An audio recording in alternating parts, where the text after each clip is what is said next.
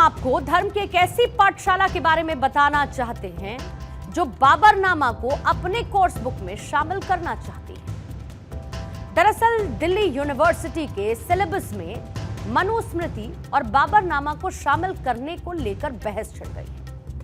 कई छात्रों और शिक्षकों ने इसको लेकर विरोध जताया।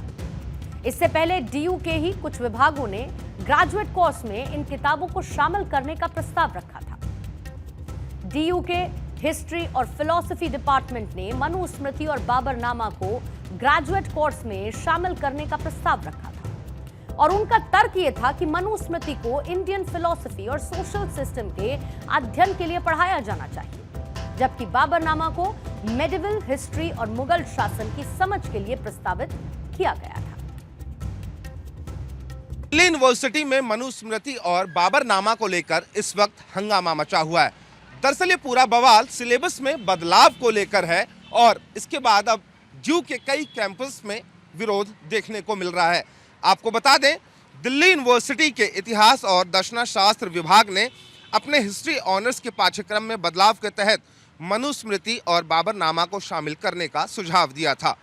प्रस्ताव के अनुसार मनुस्मृति को भारतीय दर्शन और सामाजिक व्यवस्था के अध्ययन के लिए पढ़ाया जाना था, जबकि बाबरनामा को मध्यकालीन इतिहास और मुगल शासन की समझ के लिए प्रस्तावित किया गया था।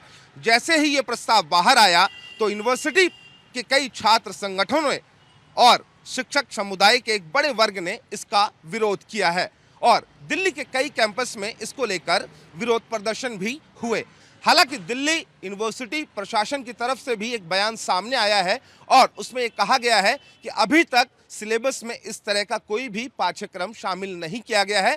जब एकेडमिक काउंसिल की बैठक होगी तो उसमें विस्तार से चर्चा की जाएगी और उसके बाद ही कोई फैसला लिया जाएगा।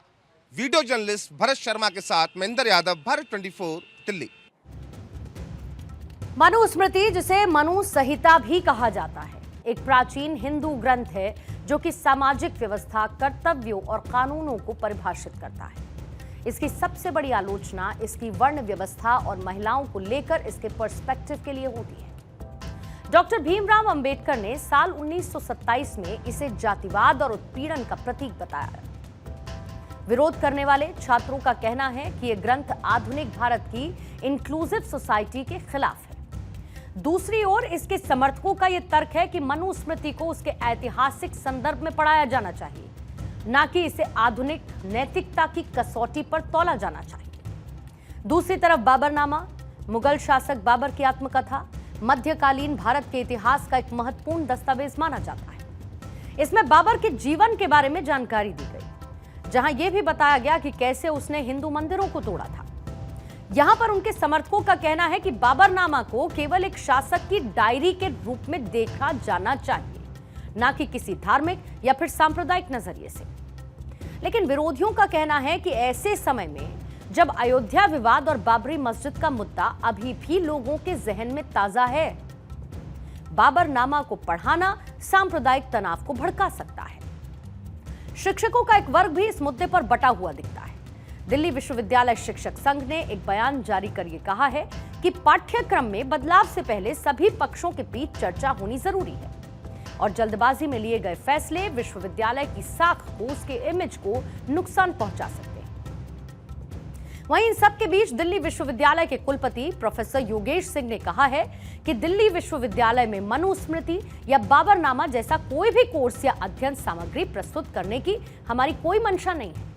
कुलपति ने स्पष्ट कर दिया कि अभी मनुस्मृति और बाबरनामा को कोर्स में शामिल नहीं किया जाएगा और साथ ही उनका यह भी मानना है कि बाबरनामा एक आताताई की आत्मकथा है।